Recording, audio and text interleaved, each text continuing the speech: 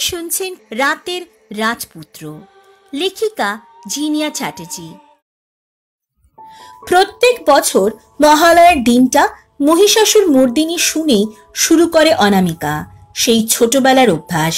টেলিভিশনে মহালয়া সম্প্রচার হলেও অনামিকা বারবার রেডিওতে শুনতে ভালোবাসে। শাইনি আজ অনেক আগে উঠে পড়লেও রেডিও সেই আওয়াজে জেনির ঘুমের 12টা বেজে গেল। দুর্গাপুজোর কদিন শাইনি এবং জেনি অনামিকার বাড়িতে থাকবে ওর সাথে।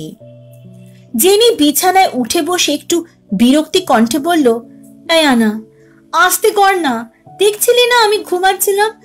কাল একই কলকাতায় ফিরতে রাত হয়েছিল, তারপর গল্প করতে করতে কত লেট হলো। শাইনি একটু রাগ দেখিয়ে বলল, আর ঘুমাতে হবে না, আজকে মহালয়া, আর তুই পড়ে পড়ে ঘুমাচ্ছিস? অনামিকা হেসে বলল, একদম, বছরের কিছু কিছু দিন কিন্তু তাড়াতাড়ি উঠে যেতে হয়। আজ বাবা তর্পণ করতে যাবে, আমি ভাবছিলাম বাবার সাথে যাব, অনেক দিন যাওয়া হয় না।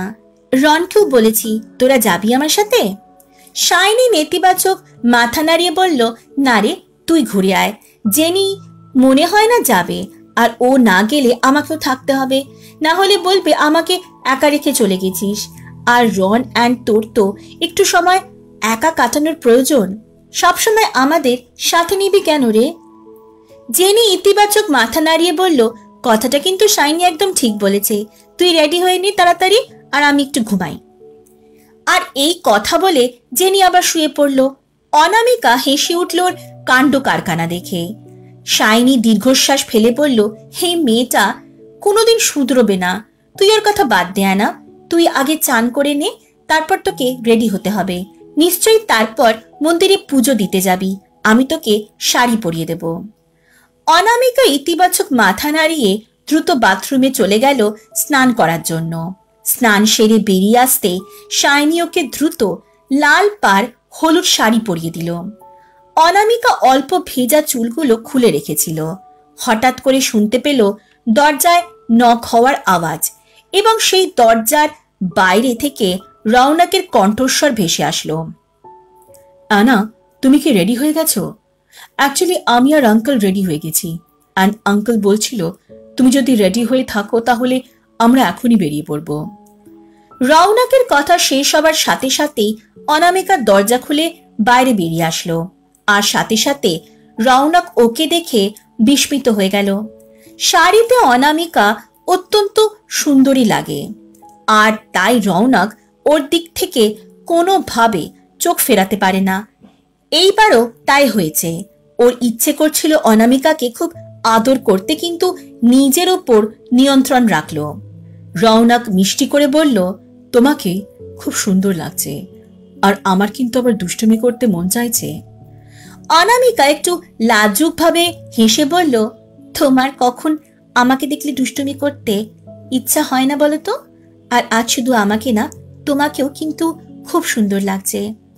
অবশ্য তুমি যাই পড়ো না কেন, সব কিছুতে সুন্দর লাগে, ভীষণ সুন্দর। সত্যি আজ রৌনককেও অত্যন্ত সুন্দর লাগছিল। নীল রঙের শার্ট এবং খাকি রঙের জিন্সে এত সাধারণ পোশাকেও যে কাউকে এত সুন্দর লাগতে পারে তা ওকে না দেখলে বিশ্বাসই করতে পারবে না। রৌনক মুচকি হেসে বলল, থ্যাংক ইউ, থ্যাংক ইউ। তাহলে চলো এবার যাওয়া যাক। সকালে স্নান করতে পারলাম না জানো, আঙ্কেল বলল যে আমরা গঙ্গায় স্নান করব, আর আমি ওনার মুখের ওপর কিছু বলতে পারিনি। স্নান করব তো ঠিক আছে, একটাই টেনশন হচ্ছে যে ড্রেস কিভাবে চেঞ্জ করব। অনামিকা মুচকি হেসে বলল, সে তুমি সেখানে গিয়ে দেখতে পাবে, চলো। ওরা নিচে নামতেই দেখলো অমরেশ বাবু ওদের জন্য অপেক্ষা করছিল। তারপর ওরা মনামি দেবী আর রিয়ালি দেবীদের বিদায় জানিয়ে গাড়িতে গিয়ে বসলো এবং পাড়ি দিল ওদের গন্তব্যের উদ্দেশ্যে। বেশ অনেকক্ষণ গাড়ি চালানোর পর অবশেষে ওরা দক্ষিণেশ্বর মন্দিরের সামনে এসে উপস্থিত হলো। গঙ্গার ঘাটে অমরেশবাবু তর্পণ করার পর অনামিকা সেই মন্দিরে কালী মায়ের কাছে পুজো দেবে। রৌনক পার্কিং এর জায়গা গাড়ি পার্ক করার পরে ওরা ধীরে ধীরে গঙ্গার ঘাটের দিকে এগিয়ে গেল। চারিদিকে মানুষের জমায়েতে অসংখ্য মানুষ এসেছে নিজেদের পূর্বপুরুষকে স্মরণ করার উদ্দেশ্যে। অমরেশ বাবু রওনাকের দিকে তাকিয়ে বলল, তুমিও কিন্তু আমাদের সাথে মন্দিরে যাবে, ঠিক আছে? তারপর উনি ব্যাগ থেকে টওয়েল এবং ধুতি বার করলেন এবং ওর হাতে দিয়ে বললেন, আমরা কিন্তু ধুতি পরে মন্দিরে যাব, ঠিক আছে? রওনাক কিছুটা বিস্মিত হয়ে গেল এবং বলল, আমাকেও ধুতি পরতে হবে? তার মানে তো আমাকে ড্রেস চেঞ্জ করতে হবে। এখানে চেঞ্জিং রুম আছে তো? অনামিকা মুচকি মুচকি হাসছিল এবং তারপর নাটক করে বলল, না, এখানে কোনো চেঞ্জিং রুম নেই। দেখো কিরকম সবাই কিন্তু এখানে চেঞ্জ করে নিচ্ছে, তাই তোমাকেও করতে হবে। অনামিকার কথা শুনে রওনক প্রচন্ড অবাক হয়ে গেল। তারপর অমরেশ বাবুর দিকে তাকিয়ে বলল, আঙ্কেল, এখানে কি সত্যি কোনো চেঞ্জিং রুম নেই তাহলে? অমরেশ বাবু রওনকের কথা শুনে হেসে উঠলেন এবং বললেন, হ্যাঁ না, তোমার সাথে মজা করছে, এখানে সেগুলো আছে, বাট একটু লাইন হতে পারে। রওনক সবার মন পড়তে পারলেও একমাত্র অনামিকার মন পড়তে পারে না। যতক্ষণ না ও ভ্যাম্পায়ার হবে ততক্ষণ ওর মন পড়তে পারবে না। রওনক মনে মনে বলল, আচ্ছা, আমার সাথে মজা করা হচ্ছে? খুব দুষ্টু হয়ে গেছো তাই না? একবার একা পেতে দাও, তারপর দেখাবো দুষ্টুমি কাকে বলে। অমরেশ বাবু আবার বললেন, তোমাকে কিন্তু অপেক্ষা করতে হতে পারে। আমি ধুতি পরে নেব, তারপর আমি তর্পণ করে ভেজা কাপড়ে মন্দিরে পুজো দেব, তারপর ফিরে এসে নিজেদের জামা কাপড় পরে নেব। রওনক একটু বিনয় সুরে বলল, আঙ্কেল, আমি কি জিন্স পরে চান করতে পারি না? না মানে কোনোদিন তো আমি ধুতি পরিনি, তাই কেমন জানি একটু আনকমফোর্টেবল লাগছে। অমরেশ বাবু হেসে বললেন, আমি কিন্তু প্রতিবারই ধুতি পরে যাই। রওনক ইতিবাচক মাথা নাড়িয়ে বলল, আচ্ছা আঙ্কেল, নো প্রবলেম, আমি ধুতি পরেই যাব, কোনো অসুবিধা নেই। তারপর ওনারা দুজন লাইন দিলেন ড্রেস চেঞ্জ করার জন্য। কিছুক্ষণ পরে অমরেশ বাবু এবং রওনক জামা কাপড় চেঞ্জ করে বাইরে বেরিয়ে আসলো। অমরেশ বাবু গামছা জড়িয়েছিলেন গায়ে, আর রওনক ধুতির ওপর টি শার্ট পরেছিল সাদা কালারের। অমরেশ বাবু ওর দিকে তাকিয়ে হেসে বললেন, কি রন, তুমি টি শার্ট পরে আছো কেন? রওনক একটু লজ্জিত হয়ে বলল, আসলে এখানে অনেকজন আছে তো, তাই কেমন লাগে খালি গায়ে, তাই টি শার্ট পরে চান করব। অমরেশ বাবু হেসে বললেন, আচ্ছা চলো, ঠিক আছে।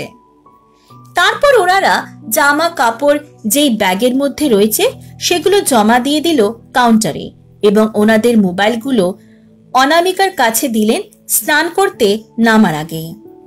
রওনক টি শার্ট এবং ধুতি পরে গঙ্গায় ডুব দিল। গঙ্গা জল পবিত্র হওয়ার দরুন ওর শরীরে যন্ত্রণা হওয়ার কথা, কিন্তু আশ্চর্য ব্যাপার, কোনো যন্ত্রণা অনুভব করল না রওনক। হয়তো স্বয়ং ঈশ্বর চাইছিলেন আজকের এই পূর্ণ দিনে যেন সবাই পুজো দিতে পারে ওনাকে, এবং হয়তো উনি চেয়েছিলেন রওনকও আজকে ওনার পায়ে পুজো দিই। স্নান সেরে নেওয়ার পর টওয়েল দিয়ে যতটা সম্ভব নিজের ভেজা শরীরকে শুকনো করে অনামিকার পাশে গিয়ে বসলো ও। রওনক ওকে জিজ্ঞাসা করলো, আচ্ছা আঙ্কেল অলওয়েজ ভেজা কাপড় পরে পুজো দিতে যান? অনামিকা ইতিবাচক মাথা নাড়িয়ে বলল, হ্যাঁ, আমি যখন ছোট ছিলাম তখন থেকেই। রওনক একটু উত্তেজিত ভাবে বলল, তুমি যখন একদম ছোট্ট ছিলে তখন তোমাকে নিয়ে একবার এসেছিলাম, জানো কতক্ষণ ছিলাম এখানে, কিন্তু তুমি একটুও কাঁদোনি, আমার একদম গুড গার্লের মতো বসেছিলে আমার কোলে। অনামিকা মিষ্টি করে হাসলো এবং ওর কথা শুনতে শুনতে অপেক্ষা করতে লাগলো অমরেশ বাবুর জন্য। উনিও স্নান সেরে তর্পণ করলেন পিতৃপুরুষের জন্য। তারপর অমরেশ বাবু ওদের সাথে পুজোর সমস্ত সামগ্রী নিয়ে মন্দিরের দিকে এগোলেন। কালী মায়ের কাছে পুজো দিয়ে সেখানে যে 12টি শিব মন্দির ছিল তাতেও পুজো দেবেন ওনারা। দক্ষিণেশ্বর মন্দিরের অসংখ্য মানুষ লাইনে দাঁড়িয়েছিল কালী মায়ের পুজো দেওয়ার অপেক্ষায়। অত লাইন দেখে রওনক বলল, আঙ্কেল, আমি দাঁড়িয়ে আছি, আপনি আনার সাথে বসে অপেক্ষা করুন। অনামিকা নেতিবাচক মাথা নাড়িয়ে বলল, আমার কোনো অসুবিধা হবে না বাবা, তুমি বসে পড়ো, আমি রনির সাথে দাঁড়িয়ে আছি। অমরেশ বাবু বললেন, ঠিক আছে, যখন তোদের পা ব্যথা হবে তখন আমি দাঁড়াবো আর তোরা বসবি।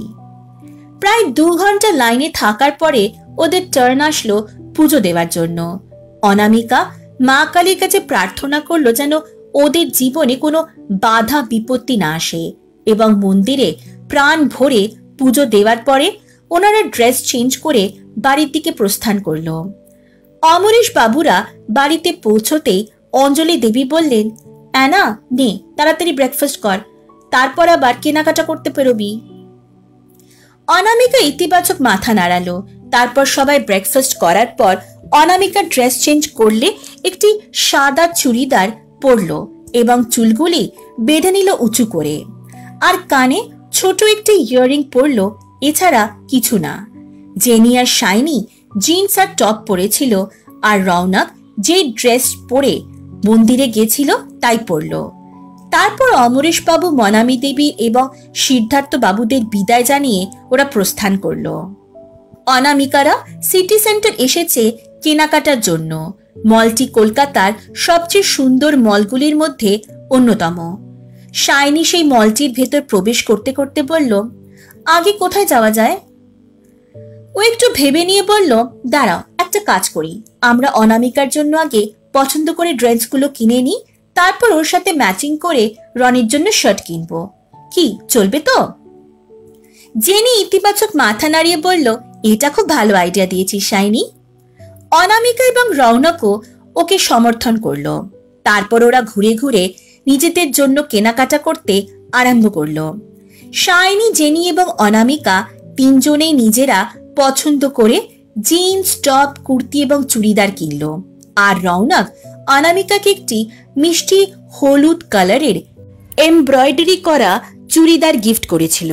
ওদের কেনাকাটা হয়ে যাবার পরে সবাই রৌনকের জন্য কেনাকাটা করতে হবে বলে আরম্ভ করলো। অনামিকার সাথে ম্যাচিং করে অনেকগুলো শার্ট কিনলো। এছাড়া রৌনক অনামিকার পরিবারের জন্য এবং নিজের পরিবারের জন্য কেনাকাটা করলো। তারপর সবাই কিছু খেয়ে বাড়ির দিকে প্রস্থান করলো। দেখতে দেখতে সময় কেটে যেতে লাগলো। আজ দুর্গা পঞ্চমী। চারিদিকে উৎসবের আমেজ, সবার মনে মায়ের আগমনের আনন্দ। সমস্ত মণ্ডপে মা দুর্গা ইতিমধ্যেই চলে এসেছেন।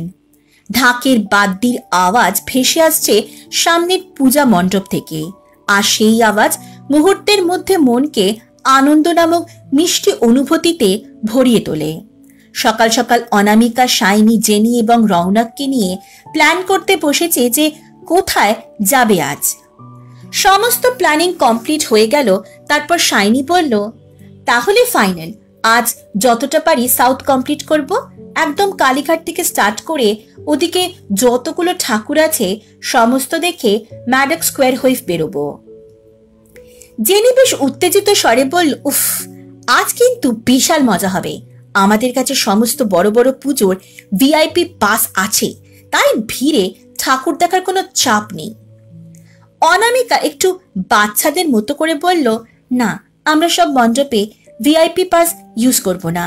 যে পুজোগুলোতে অনেক অনেক ভিড় থাকবে সেগুলোতে ইউজ করব, কিন্তু যেগুলোতে বেশি ভিড় থাকবে না সেগুলো আমরা এমনি দেখব। আর একটু ভিড় না ঠেলে ঠাকুর দেখলে মজা হয় নাকি? জেনি অনামিকার কথা শুনে বেশ অবাক হয়ে গেল। তারপর শাইনির দিকে তাকিয়ে বলল, ইমে বলে কি? তারপর অনামিকার দিকে তাকিয়ে আবারও বলল, অ্যানা, তোর মাথা ঠিক আছে তো?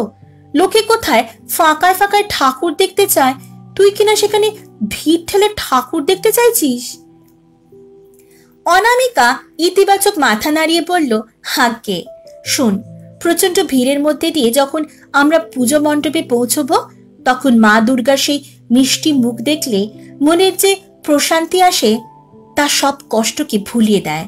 মনে হয় এতক্ষণের অপেক্ষা সফলতা পেল। সেই ফিলিংসটা আলাদা, যেটা ওরকম খালিভাবে গেলে আসে না রে। শাইনি ইতিবাচক মাথা নাড়িয়ে বলল, এটা কিন্তু একদম ঠিক বলেছিস। কোনো জিনিস যদি আমরা খুব সহজে পেয়ে যাই তাহলে সেটা মনকে ততটা খুশি করতে পারে না যতটা হার্ড ওয়ার্ক করে পাওয়া যায়। জেনি দীর্ঘ নিঃশ্বাস ফেলে বলল, কি আর বলবো, তোরা দুজনেই এক, চল, ঠিক আছে, অ্যানা যা বলবে তাই হবে। ওর কথা শুনে সবাই হেসে ফেলল। তারপর রৌনক বলল, ওকে, তাহলে ফাইনাল হয়ে গেল। আমরা বেরোবো কখন এখান থেকে? যেতেও তো টাইম লাগবে গাড়ি নিয়ে। শাইনি ইতিবাচক মাথা নাড়িয়ে বলল, হ্যাঁ, এটা একদম ঠিক বলেছ, টাইম অনেকটাই লাগবে। তাহলে একটা কাজ করি, আমরা সন্ধ্যের দিকে বেরোই, ওই 6টার দিকে। তাহলে মোটামুটি 2 ঘন্টার মধ্যে পৌঁছে যাব, কারণ ওই সময় রাস্তায় প্রচুর জ্যাম হবে, আর আমাদের গাড়িকেও তো সাইড কাটিয়ে নিয়ে যাওয়া যাবে না। অনামিকা ইতিবাচক মাথা নাড়িয়ে বলল, এটা ঠিক বলেছিস, কিন্তু আমরা তো গাড়ি নিয়ে যাব না, আমরা বাসে করে যাব। প্রথমে এখান থেকে বাসে করে শিয়ালদা, দেন ওখান থেকে কালীঘাট, তাহলে আমরা তাড়াতাড়ি পৌঁছাতে পারবো। ওর কথা শুনে শাইনি, জেনি এবং রৌনক তিনজনে বিস্মিত হয়ে গেছিল। জেনি দ্রুত বলে উঠল, কি বাসে? মানে তুই বলতে কি চাইছিস? আমরা গাড়ি ছেড়ে বাসে যেতে যাব কেন? তুই জানিস সে কত ভিড় হবে গাড়িতে। সব থেকে বেটার রিল্যাক্স করে যাওয়া যাবে। অনামিকা ইতিবাচক মাথা নাড়িয়ে বলল, আমি জানি, আমি মানছি, কিন্তু আমার এই মনুষ্য জীবনের এটাই শেষ দুর্গাপুজো, তাই আমি খুব সাধারণভাবে কাটাতে চাই, সাধারণ মানুষের মতো। কারণ এরপর থেকে আমার জীবন পুরোপুরি পাল্টে যাবে। তখন আমি চাইলেও এমনভাবে করতে পারবো না। এইবার আমি চাইছি আনন্দ করে কাটাতে। আমি প্রতিটি জিনিসের মাঝেই আনন্দ খুঁজে নিতে চাই। আমরা এবার গাড়ি করে নাইবা গেলাম, দেখবি বাসে করে যেতে কত আনন্দ, সবার সাথে একসাথে মিলে খুব মজা হবে। প্রতিটি কথার পেছনে লুকিয়ে থাকা অর্থ বুঝতে পারল ওরা, তাই সিদ্ধান্ত নিল যেভাবে অ্যানা দুর্গাপুজো কাটাতে চায় সেইভাবেই ওরা কাটাবে। শাইনি হেসে বলল, ঠিক আছে, আমরা না হয় এবার বাসে করেই যাই, অ্যানা যেভাবে চাইছে সেইভাবেই। আর আমার মনে হয় যে মাঝে মাঝে ডিফারেন্ট কিছু করা উচিত। জেনি এবং রৌনক হেসে ইতিবাচক মাথা নাড়ালো। বিকাল বেলায় শাইনি এবং জেনি দুজনেই রেডি হয়ে গিয়েছিল। দুজনেই ব্লু জিন্স এবং খুব সুন্দর টপ পরেছিল। সুন্দর করে চুল বেঁধে মেকআপও করা হয়ে গেছিল ওদের। আর অলংকার হিসেবে শুধু ওরা দুজন পরেছিল বড় সুন্দর ইয়ারিং। এবার ওরা অনামিকাকে সাজাতে বসেছিল। ও আজ পরেছিল একটি খুব সুন্দর ফ্লোরাল প্রিন্টেড নীল রঙের ওয়ান পিস। শাইনি খুব সুন্দর করে অনামিকার চুল বেঁধে দিয়েছিল। তারপর অনামিকাকে হালকা মেকআপ করে দিল শাইনি এবং জেনি মিলে। আরো অলংকার হিসেবে পরেছিল নীল পাথর বসানো সুন্দর ইয়ারিং এবং নীল পাথর বসানো পেন্ডেন্ট। একেবারে রাজকুমারীর মতো লাগছিল অনামিকাকে, যেটাও আদতেও। অন্যদিকে রৌনকও রেডি হয়ে গেল। ও নীল রঙের শার্ট পরেছিল হোয়াইট জিন্সের সাথে। চুলগুলো সুন্দর করে স্টাইল করে নেওয়ার পরে বাঁ হাতে অনামিকার দেওয়া ওর প্রিয় ঘড়িটি পরল। রেডি হয়ে যাওয়ার পরে নিজের রুম থেকে বেরোলো নিচে ওদের পরিবারের সদস্যদের কাছে যাওয়ার আগে। শাইনি এবং জেনি অনামিকার সৌন্দর্যের প্রশংসা ওকে লাজুক করে তুলেছিল। আর ওরা তিনজনেও রেডি হয়ে গিয়ে রুম থেকে বেরিয়ে আসলো এবং দেখলো রৌনক ওর এবং অনামিকার পরিবারের সদস্যদের সাথে গল্পে মত্ত। ওর দিকে চোখ পড়তেই রৌনক নিজের জায়গা থেকে উঠে দাঁড়ালো এবং মিষ্টি করে হাসলো। ধীরে ধীরে অনামিকা শাইনি এবং জেনির সাথে সিঁড়ি দিয়ে নিচে নেমে আসলো। মনামি দেবী অনামিকাদের দিকে তাকিয়ে বললেন, আজকে তো সবাইকে খুব সুন্দর লাগছে। অনামিকা মিষ্টি করে বলল, মামনি বাবাই, মা বাবা, তোমরা আমাদের সাথে যেতে পারতে, কত মজা হতো বলো। অঞ্জলি দেবী হেসে বললেন, না রে মা, তোরা গিয়ে ঘুরে আয়, আমরা এখানে গল্প করছি, এটাতেই আমাদের আনন্দ। এখন তোদের ঘোরাঘুরি করার বয়স, তাই খুব মজা করবি, ঠিক আছে? অনামিকা ইতিবাচক মাথা নাড়ালো। অমরেশ বাবু বললেন, রনের সাথেই থাকবে, খুব সাবধানে। আর রন, ওকে একটু দেখে রেখো, কোনোদিনও তো আমি ওকে একা ছাড়িনি দুর্গাপুজোতে। রৌনক মিষ্টি করে হেসে বলল, চিন্তা করবেন না আঙ্কেল, আমি ঠিকমতো খেয়াল রাখবো। ঠিক আছে, এবার তাহলে আমরা আসি, নইলে দেরি হয়ে যাবে। তারপর একে একে বিদায় জানিয়ে বাড়ি থেকে বেরোলো ওরা। চারিদিক আলোর রসনায় আলোকিত হয়ে উঠেছিল। আর তার সাথে মানুষের জমায়েত, ঢাকের বাদ্যি, আনন্দের কোলাহল অনামিকার মনকে খুশিতে ভরে দিয়েছিল। সত্যি এই সময়ের জন্যই তো বাঙালিরা 1 বছর অপেক্ষা করে। আর এই সময় খুশি আনন্দে মেতে ওঠে সবাই একে অপরের সাথে। এই কয়েকদিন তাই তো মানুষেরা দুঃখ কষ্ট ভুলে আনন্দকে সঙ্গী করে বাঁচতে চায়, আনন্দের স্রোতে হারিয়ে যেতে চায়। অনামিকা রৌনকের হাত ধরে হাঁটতে হাঁটতে বাস স্টপে এসে পৌঁছালো। শাইনি এদিকে ওদিকে তাকিয়ে বলল, বাস তো চলে আসার কথা, মনে হয় একটু দাঁড়াতে হবে। ওদের সাথে আরো অনেকে অপেক্ষা করছিল বাসের জন্য। তারাও নিশ্চয়ই ঠাকুর দেখতে যাচ্ছিল। কিছুক্ষণ অপেক্ষা করার পরে ওরা দেখলো বাসটি আসছে এবং সেই বাসে লোকের সংখ্যা নেহাতি কম ছিল। বাস স্টপে দাঁড়াতেই ওরা 4 জন দ্রুত বাসে উঠে পড়ল এবং গিয়ে বসলো একদম পিছনের সিটে, যেখানে 4 জনই একসাথে বসতে পারবে। জানলার পাশে বসলো জেনি, ওর পাশে শাইনি, শাইনির পাশে অনামিকা এবং ওর পাশে রৌনক। জেনি স্বস্তির নিঃশ্বাস ফেলে বলল, যাক বাবা, বাঁচা গেল, লোকও কম, তারপর এসি বাস, গরমও লাগবে না। ওর কথা শুনে বাকি সবাই হাসতে আরম্ভ করলো। রৌনক খেয়াল করলো না যে বাসে উপস্থিত সমস্ত মেয়েরা ওর দিকে এক দৃষ্টে তাকিয়েছিল, কিন্তু ওর দৃষ্টি নিবদ্ধ ছিল একজনের দিকে, সে ওর ভালোবাসা। শাইনি রৌনকের দিকে তাকিয়ে বলল, তো বাসে যেতে তোমার কি রকম লাগছে? কেউ কি ভাবতে পেরেছে আমেরিকার টপ কোম্পানির অন্যতম সিইও এভাবে বাসে চড়বে? রৌনক হেসে বলল, ওই যে তুমি সকালবেলায় বলেছিলে না, মাঝে মাঝে ডিফারেন্ট কিছু করা দরকার, তাই সত্যি বলতে কি ভালো লাগছে আমার। আর যেখানে অ্যানা থাকবে সেখানে তো আমার ভালো লাগবেই, তা বাসেই হোক, গাড়িতে বা হেঁটে। ওর কথা শুনে অনামিকা বেশ লজ্জা পেয়ে গিয়েছিল। জানালা দিয়ে বাইরে তাকিয়ে দেখলো রাস্তায় প্রচুর মানুষের ঢল। কেউ কেউ পরিবারের সাথে, কেউ বন্ধু বান্ধবদের সাথে ঠাকুর দেখতে বেরিয়েছে। সবাই আনন্দ উপভোগ করতে ব্যস্ত। আর এইবারের পুজো অনামিকার জন্য খুবই স্পেশাল দুর্গাপুজো, কারণ এবারের পুজোতে ওর ভালোবাসার মানুষের সাথে আছে। বাসটি এগিয়ে যেতে লাগলো গন্তব্যের দিকে। বাসের ভেতর লোক সংখ্যা বাড়তে লাগলো। অনামিকা হঠাৎ দেখলো একজন বয়স্ক ভদ্রমহিলা বসার কোনো জায়গা না পেয়ে দাঁড়িয়ে আছে। ঠিক তখনই রৌনক নিজের জায়গা ছেড়ে উঠে দাঁড়িয়ে সেই ভদ্রমহিলাকে বলল, ম্যাম আপনি বসুন, আমি দাঁড়াচ্ছি। মহিলাটি নেতিবাচক মাথা নাড়িয়ে বলল, না বাবা, তুমি বসো, আমি দাঁড়াচ্ছি, কোনো অসুবিধা নেই। রৌনক আলতো করে হেসে বলল, আপনি আমার গুরুজন, আপনি দাঁড়িয়ে যাবেন আর আমি বসে, সে তো ভালো দেখায় না, আমার কোনো অসুবিধা হবে না। মহিলাটি হেসে অনামিকার পাশে বসলো। সত্যি খুব আনন্দ হচ্ছিল রৌনককে এভাবে মানুষের উপকার করতে দেখে।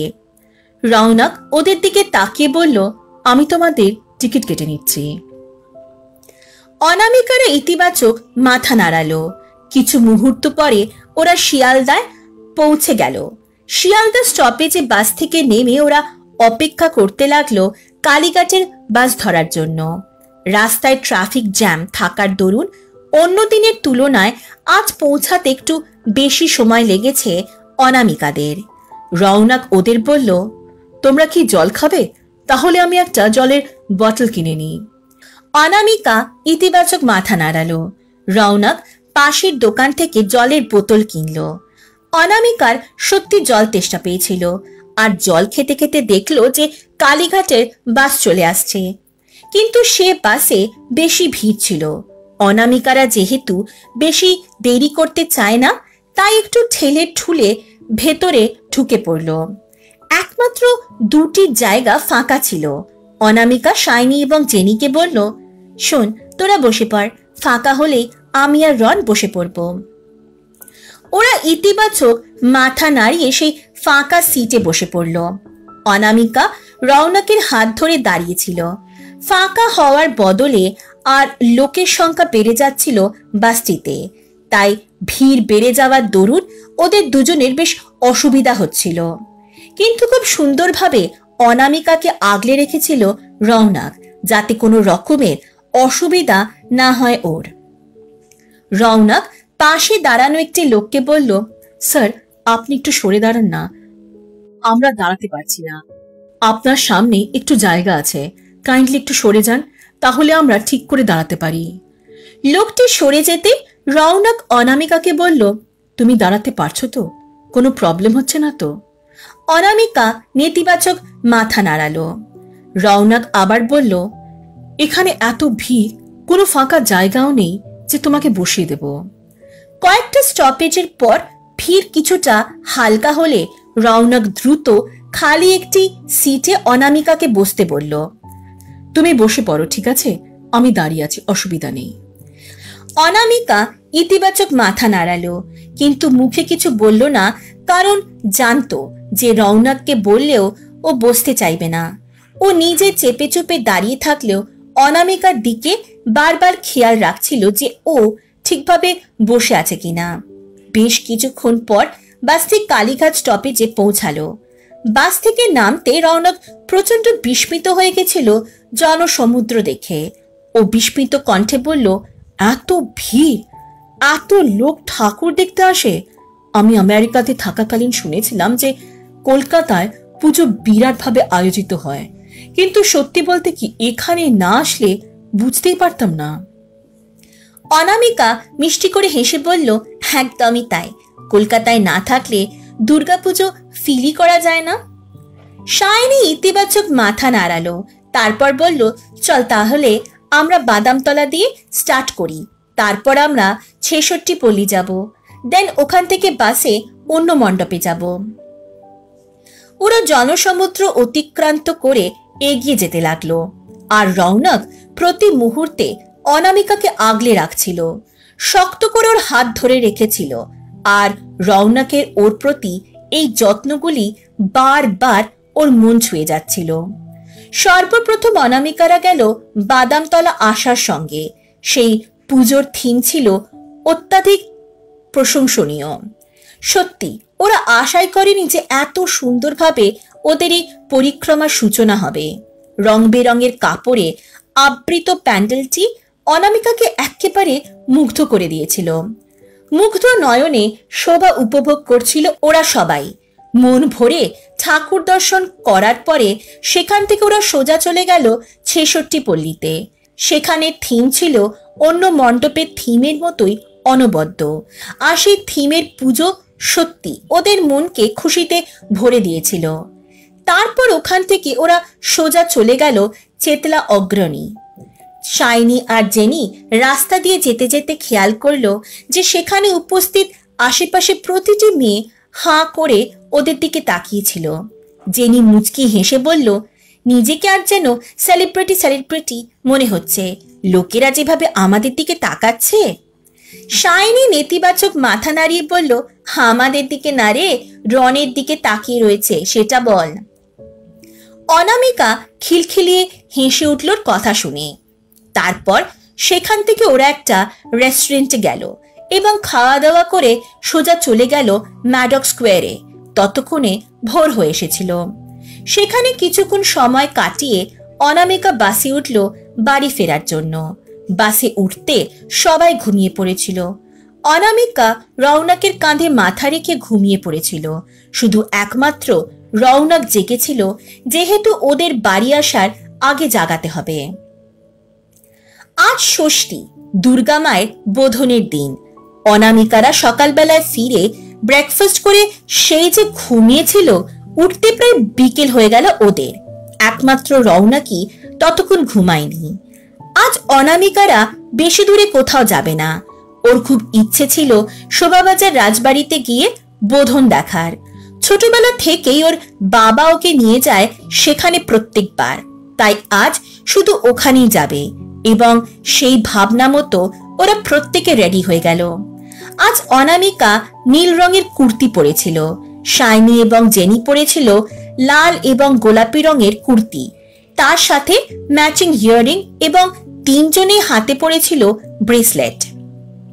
ওরা তিনজনে খোলা রেখেছিল নিজেদের চুল এবং যতটা সম্ভব হালকা মেকআপ করেছিল, এবং রৌনক পরেছিল নীল রঙের টি শার্ট এবং ব্লু জিন্স। রেডি হয়ে যাওয়ার পরে সবাইকে বিদায় জানিয়ে সেখান থেকে প্রস্থান করলো ওরা। রৌনক বলেছিল আজ ওদের গাড়ি চালিয়ে নিয়ে যাবে, যেহেতু গতকাল যথেষ্ট পরিশ্রম হয়েছিল ওদের। তিনজনেরই পায়ে প্রচন্ড ব্যথা ছিল, কিন্তু দুর্গাপুজোতে ঘরে থাকার কোনো মানে হয় নাকি? ঠাকুর দেখতে গেলে সব ব্যথা একদম গায়েব হয়ে যাবে। অনেকক্ষণ গাড়ি চালানোর পর ওরা শোভাবাজার রাজবাড়িতে পৌঁছালো। রাজবাড়িটি অনেক পুরনো, কিন্তু এখনো অত্যন্ত সুন্দর আর জৌলুস একটুও কমেনি। অনামিকা যত বাড়ি এখানে আসে ওর মনে হয় কতই না ইতিহাস জড়িয়ে আছে এর সাথে। কত বড় বড় ঘর আছে চারিদিকে, বড় বড় খিড়কি দেওয়া জানালা, দরজা, ঠিক আগেকার দিনের মতো। অনামিকা একটি খালি জায়গা দেখে বসলো, যদিও চারিদিকে অসংখ্য লোক রয়েছে, এবং তারপর উপভোগ করতে লাগলো দুর্গা মায়ের বোধন।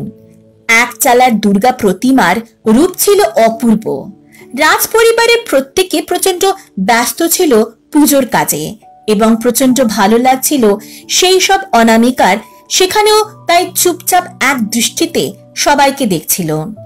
এইভাবেই থাকতে ওর বেশি ভালো লাগছিল। আর শুধু ও কেন, শাইনি, জেনি আর রৌনকও উপভোগ করছিল পুজোর সেই দৃশ্যগুলো। চারিদিকে মানুষের কোলাহল, ঢাকের আওয়াজ, প্রত্যেক মানুষ যে উপভোগ করে। অনামিকা ভাবছিল কি ভালোই না হতো যদি দুর্গাপুজো সবসময় হতো। ওরা সেখানে বেশ কিছুটা ঘন্টা কাটানোর পর রেস্টুরেন্টে গিয়ে খাওয়া দাওয়া করে বাড়িতে ফিরে আসলো। আজ সপ্তমী, সকাল থেকে মণ্ডপে মণ্ডপে সপ্তমীর পুজো আরম্ভ হয়ে গেছে। এই প্রথম রৌনক একদম সামনে থেকে দেখলো নবপত্রিকা স্নান। পুরোহিত নিজের কাঁধে নবপত্রিকা নিয়ে আগে আগে যাচ্ছিলেন, তারপর ঢাকিরা ঢাক বাজাতে বাজাতে চলছিলেন, এবং মহিলারা চলছিলেন উলুধ্বনি এবং শঙ্খধ্বনি দিতে দিতে। রিয়ালি দেবী, অঞ্জলি দেবী এবং মনামী দেবীও তাদের সঙ্গ দিচ্ছিলেন বাকি সবাইয়ের মতো। অনামিকা যাচ্ছিল রৌনকের হাত ধরে।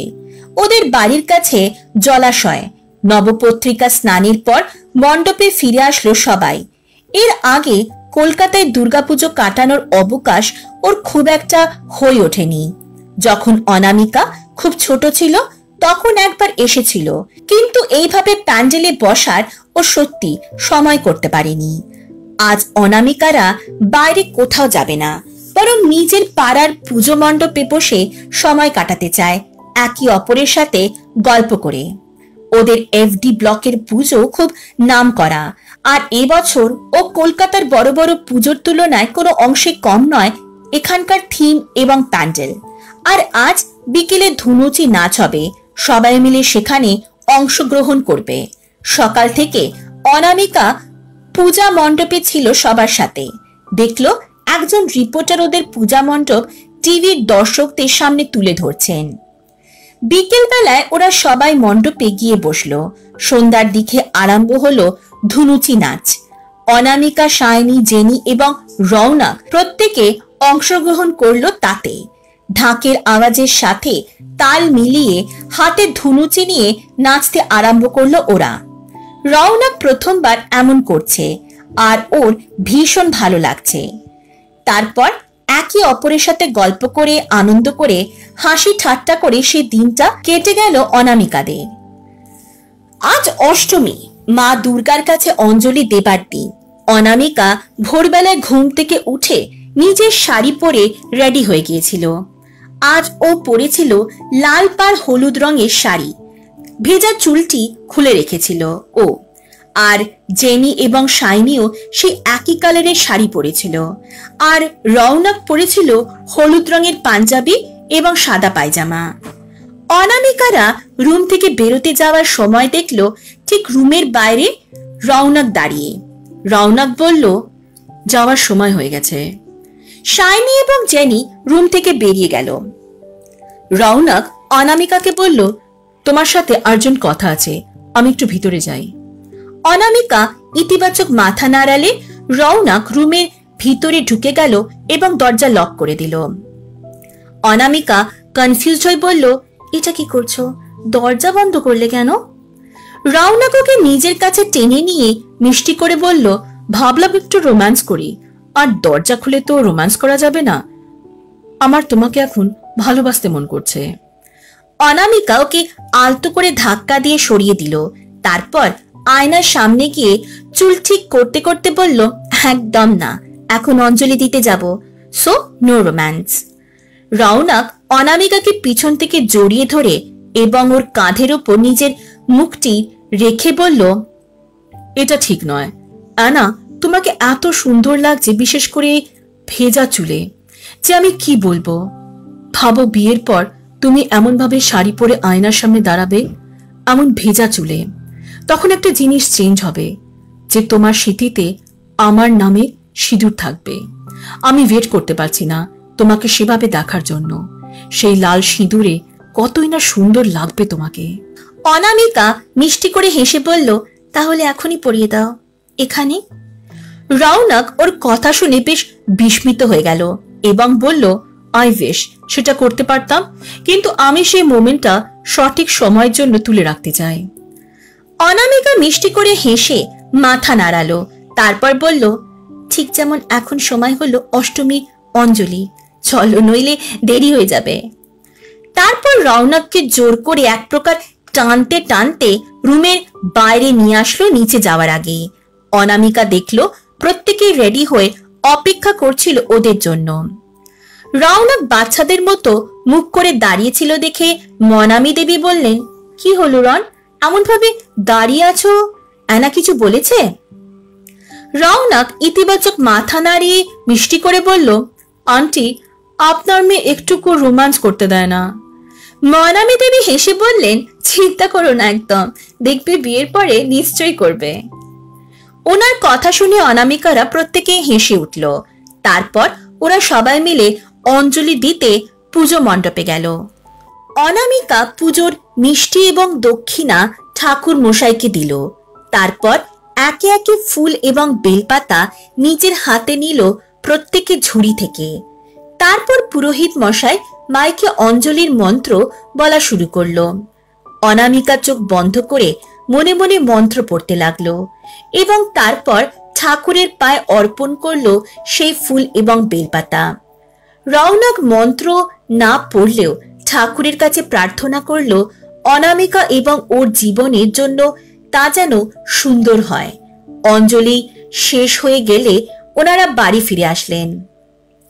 অনামিকার খুব ইচ্ছে ছিল বেলুড় মঠ যাওয়ার এবং কুমারী পুজো দেখার, কিন্তু দেরি হয়ে যাওয়াতে আর যেতে পারে না ওরা।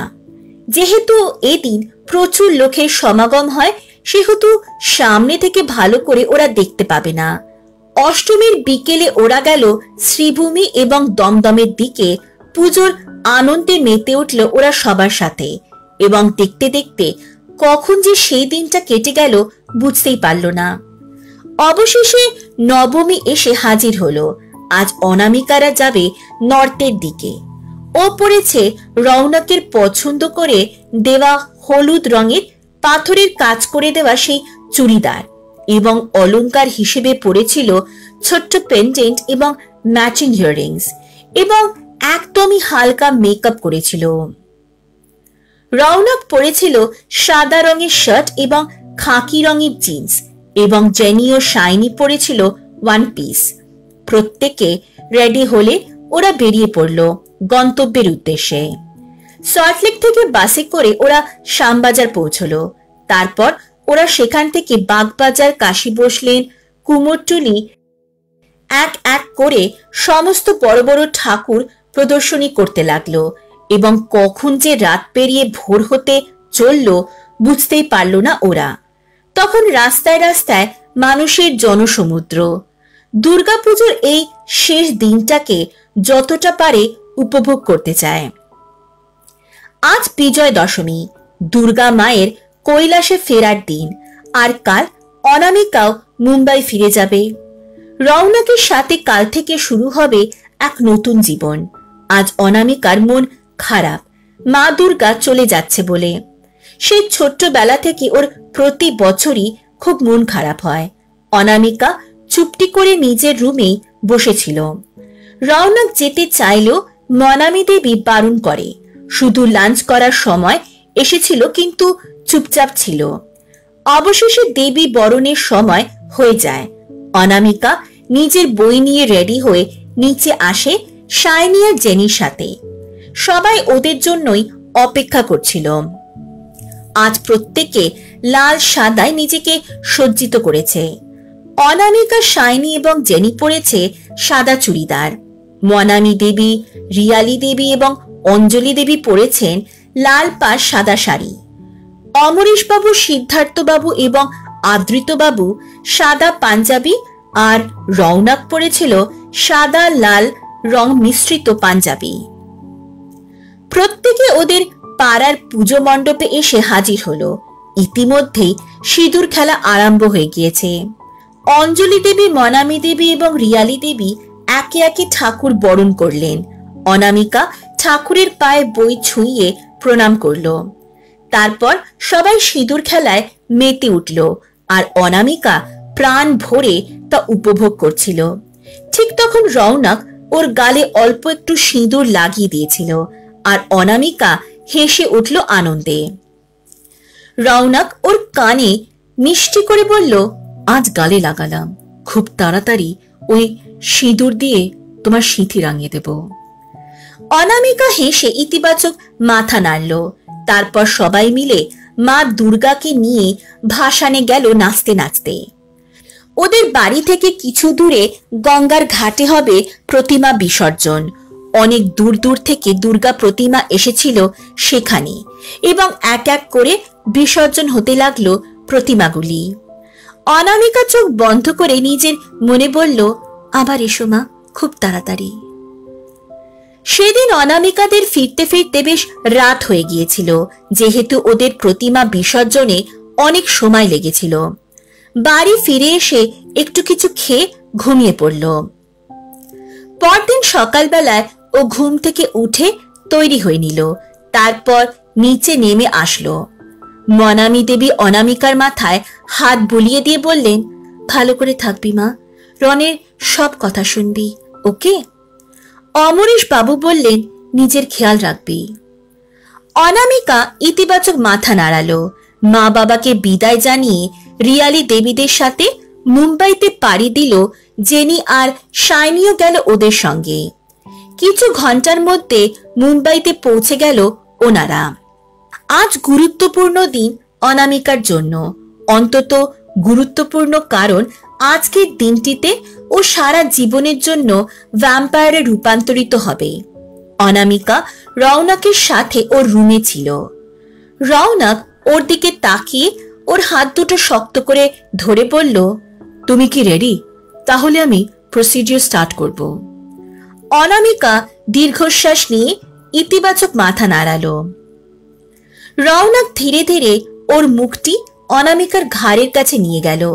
অনামিকার হৃৎস্পন্দন বেড়ে গিয়েছিল মুহূর্তের মধ্যে। তারপর রৌনক ঘাড়ে বসিয়ে দিয়েছিল নিজের দাঁত। অনামিকা ব্যথায় চিৎকার করে ওঠে।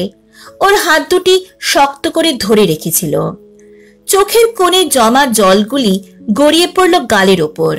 রৌনক ধীরে ধীরে ওর শরীরের রক্ত শুষে নিতে থাকলো, এবং অনামিকা ধীরে ধীরে নিস্তেজ হয়ে ঢলে পড়ল রৌনকের বুকের ওপর। রৌনক ওর চোখের জল মুছে দিল। তারপর ও নিজের হাতে একটি ক্ষতের সৃষ্টি করল এবং অনামিকার ঠোঁটের ওপর রাখল, এবং ফোঁটা ফোঁটা রক্ত ওর মুখের ভেতর যেতে লাগলো। কিছুক্ষণ পর অনামিকা ধীরে ধীরে নিজের চোখ মেলে তাকালো ওর দিকে। রৌনকও তাকালো অনামিকার সোনালী চোখের দিকে। অনামিকা আলতো করে ওর গালে নিজের হাতটি রাখলো। ওর সমস্ত কিছু মনে পড়ে গেছে। তারপর রৌনকের সাথে ধীরে ধীরে সেই রুমের বাইরে বেরিয়ে আসতে সবাই ওর নামে জয় জয়কার করতে লাগলো এবং মাথা নত করে অভিবাদন জানালো ওকে। এরপর থেকে অনামিকা রৌনকের রুমে থাকতো সারাদিন। বাইরে যাওয়ার অনুমতি খুব একটা ছিল না, শুধু একমাত্র রাত্রিবেলায় ও রিয়ালি দেবীর সাথে ঘুমতো। রৌনক বলেছিল যে যতক্ষণ না ওরা বিবাহ বন্ধনে আবদ্ধ হচ্ছে না ততক্ষণ ওরা একসাথে রাতে থাকবে না। অনামিকা ওকে বলেছিল আবার কলেজে পড়ানো আরম্ভ করতে, আর রৌনক ওর কথা ফেলতে পারেনি। আবারও সে ইউনিভার্সিটিতে পড়ানো শুরু করেছিল। অনামিকা অনলাইন ক্লাস করত এবং রৌনক কলেজ থেকে আসার পরে অনামিকাকে পড়াতে বসতো। অনামিকা খুব মনোযোগ দিয়ে পড়ত। সবাই রৌনককে দেখে প্রচন্ড খুশি হয়ে গিয়েছিল, যেন সবাই ওর জন্য অপেক্ষা করছিল এত দিন ধরে। পড়াশোনার সাথে সাথে অনামিকা নিজের শক্তি আয়ত্তে আনার ব্যাপারও শিখেছিল এবং যখনই তৃষ্ণার্ত বোধ করত তখনই রৌনক নিজের রক্ত ওকে দিত, এমনকি যখন কলকাতায় ছিল তখনও দিয়েছিল। রৌনকের কলেজ থাকায় অনামিকা ওকে প্রচন্ড মিস করত, তাই যখন ও বাড়ি ফিরত তখনই অনামিকা ওকে জড়িয়ে ধরে একে অপরের সাথে হারিয়ে যেত ওরা ওদের জগতে। দেখতে দেখতে 2 বছর অতিক্রান্ত হয়ে গেল। কলেজের ফাইনাল ইয়ারের পরীক্ষা ও রৌনকের সাথে গিয়ে দিয়েছিল একা, আর রেজাল্টও বেরিয়ে গিয়েছিল। অনামিকা খুব ভালোভাবে পাশ করেছিল, কিন্তু ওর রেজাল্ট আনতে রৌনক গিয়েছিল যেহেতু অনামিকাকে সবার সামনে আসতে দিতে চায়নি তখনও। আজ কুলগুরু আসবেন রৌনক আর অনামিকার বিয়ের ডেট ঠিক করার জন্য। ওদের বাড়িতে আসার পর উনি বললেন আজ থেকে 2 সপ্তাহ পর শুভ দিন রয়েছে। গতকাল রাতে অমরেশ বাবুরা এসেছিলেন রৌনকদের বাড়িতে, সাথে শাইনি আর জেনিও। আর অনামিকাকে দেখে ওনারা প্রত্যেকে বেশ বিস্মিত হয়ে গিয়েছিল। যদিও ভিডিও কলে কথা হতো ওনাদের সবার সাথে অনামিকার আগে, তবুও সামনে থেকে অনেকটাই অন্যরকম লাগছিল ওকে। আগের থেকেও আরো অত্যন্ত সুন্দর হয়ে উঠেছিল। বিয়ের দিন যেহেতু একদম কাছে, সেহেতু হাতে একদমই সময় নেই, তাই সবাই বিয়ের সমস্ত কাজে ব্যস্ত হয়ে পড়ল অমরেশ বাবুরা। আর মনামী দেবীরা বেরিয়ে পড়লেন বিয়ের কেনাকাটা করার উদ্দেশ্যে। রৌনকও গিয়েছিল ওদের সাথে। প্রথমে ওরা গেল গয়নার দোকানে অনামিকার জন্য গয়না কিনতে। রিয়ালি দেবী দোকানদারকে বলেছিলেন সব থেকে দামি এবং আধুনিক গয়না দেখাতে, যা ওনারা কিনবেন, আর তারপর ওর জন্য বেশ কিছু সোনার গয়না কিনল ওনারা। সেখান থেকে সবাই গেল শাড়ির দোকানে। সবাই বেনারসি দেখতে ব্যস্ত ছিল, কিন্তু বুঝে উঠতে পারছিল না কোনটা নেবেন।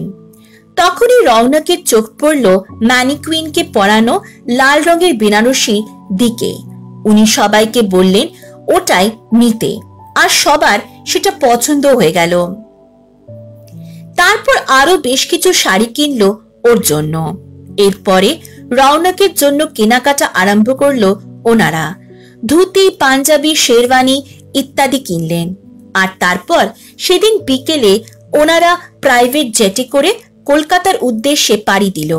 বাকি সব কলকাতায় গিয়ে কিনবেন ওনারা। কলকাতার সবচেয়ে বিলাসবহুল ব্যাংকুয়েটের মালিকের সাথে অমরেশ বাবুর গভীর বন্ধুত্ব ছিল বলে সেটা বুক করতে কোনো অসুবিধা হয়নি। চৌধুরী বাড়িতে আজ সাজো সাজো রব, কারণ আজ অমরেশ চৌধুরী এবং মনামী চৌধুরীর একমাত্র কন্যা অনামিকা চৌধুরীর আশীর্বাদের অনুষ্ঠান। ওনাদের সকল আত্মীয় ইতিমধ্যে চলে এসেছে এবং রৌনকের পরিবারের লোকেরা তো অবশ্যই আছেন। আজ অনামিকার রৌনকের আশীর্বাদী এবং এঙ্গেজমেন্ট অনুষ্ঠানও হবে। অমরেশ বাবুর বাড়িতেই হবে রৌনক এবং অনামিকার আশীর্বাদ অনুষ্ঠান। তাই সকাল সকাল রৌনকরা ওনার বাড়িতে পৌঁছে গেছে এবং সেখানে আজ থেকে 1 সপ্তাহ পরে হবে ওদের দুজনের বিবাহ অনুষ্ঠান। অনামিকা অনেক ভোরবেলা উঠে পড়েছিল, তারপর স্নান সেরে রেডি হয়ে গেল। ও আজ পরেছিল গোলাপি কালারের পাথরের কাজ করা শাড়ি, সাথে হালকা সোনার গয়না এবং হালকা সাজে নিজেকে সজ্জিত করে তুলেছিল, কারণ ও নিজেকে সবসময় সাধারণ মানুষের মাঝে তুলে ধরতে পছন্দ করে। আশীর্বাদের অনুষ্ঠান শুরু হলো। সবার প্রথমে অমরেশ বাবু রৌনককে আশীর্বাদ করে বললেন, আমরা তো সারা জীবন থাকবো না, তুমি কিন্তু খেয়াল রাখবে আনার, খুব ভালোভাবে রাখবে ওকে। তারপর রৌনককে হিরে খচিত সোনার একটি চেন দিলেন। এরপর ওকে আশীর্বাদ করলেন মনামী দেবী। তারপর ওর হাতে টাকা দিলেন। খুব ভালো থেকো আর সব সময় এরকম হাসি খুশি থেকো। এরপর আদৃতবাবু এবং অঞ্জলি দেবীও অনামিকার পূর্বজন্মের পরিবারের অন্যান্য গুরুজনরাও ওকে আশীর্বাদ করলেন। রৌনকের আশীর্বাদ পর্ব শেষ হতেই অনামিকার আশীর্বাদ পর্ব শুরু হলো। সবার প্রথমে সৌমিলি দেবী ওকে আশীর্বাদ করলেন আর হিরে খচিত একটি সোনার আংটি দিয়ে বললেন, খুব খুশি হ, জীবনের সমস্ত স্বপ্ন পূরণ হোক। তারপর সৌর্যবাবু আশীর্বাদ করলেন এবং কিছু টাকা দিলেন ওর হাতে।